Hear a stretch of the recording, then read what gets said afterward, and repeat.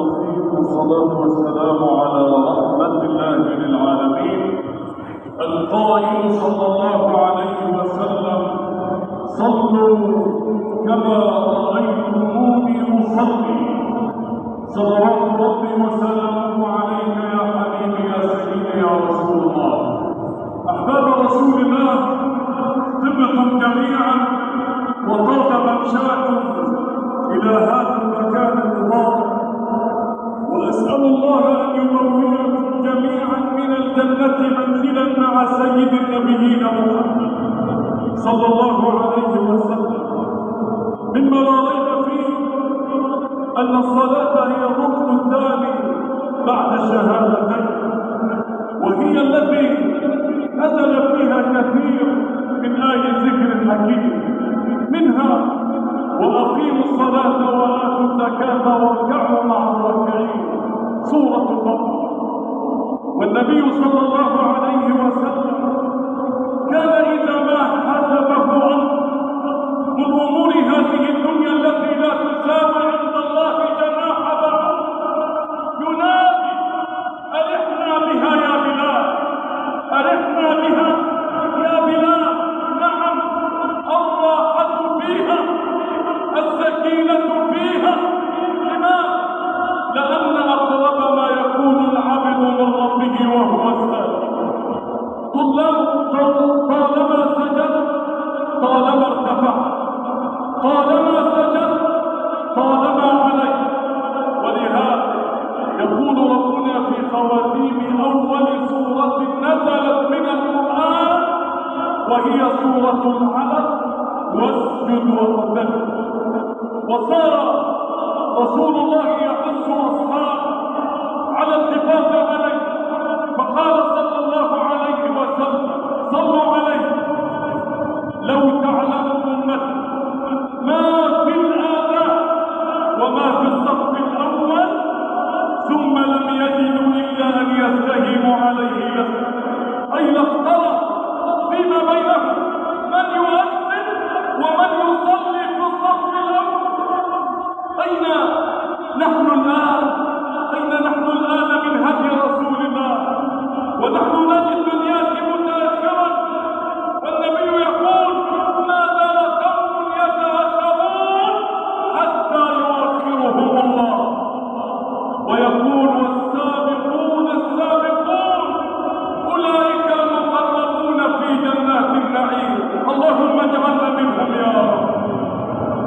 وصار على هذا الضرب أصحاب رسول الله، فهذا صديق الأمة الأكبر أبا بكر قال: والله لأقاتلن من فرق بين الصلاة والزكاة، فإن الصلاة حق الله والزكاة حق الفقير. وسيدنا عمر لما تأخر يوما عن صلاة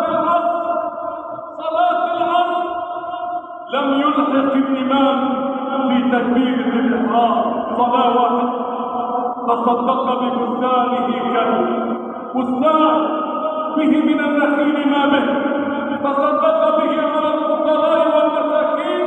لماذا؟ لأنه فاتته صلاة العصر في جماعة.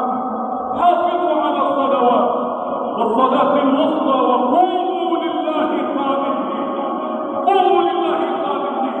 الليلة هي ليلة الجمعة، والنبي صلى الله عليه وسلم أمرنا أن نكثر من الصلاة والسلام عليه. هي ليلة الجمعة، والشهر شهر رمضان، والساعة أسأل ربي أن تكون هي ساعة الإجابة. اللهم أعنا على صيام رمضان، وعلى صيام رمضان، وعلى تلاوة القرآن في رمضان.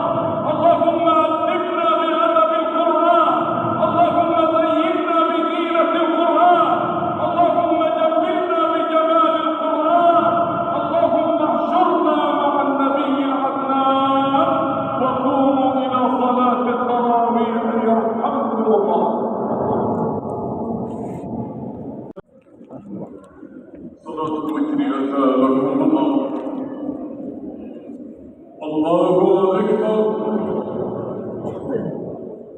بسم الله الرحمن الرحيم الحمد لله رب العالمين الرحمن الرحيم مالك يوم الدين إياك نعبد وإياك نستعين اهدنا الصراط المستقيم صراط الذين أنعمت عليهم غير المغضوب عليهم ولا الضالين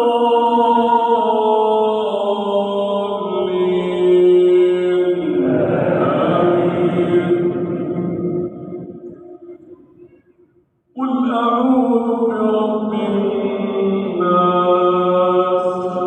ملك الناس إله الناس من شر الوسواس الخناس الذي يوسوس في صدور الناس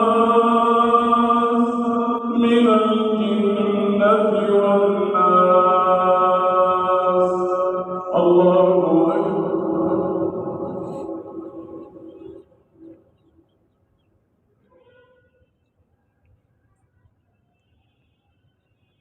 سمع الله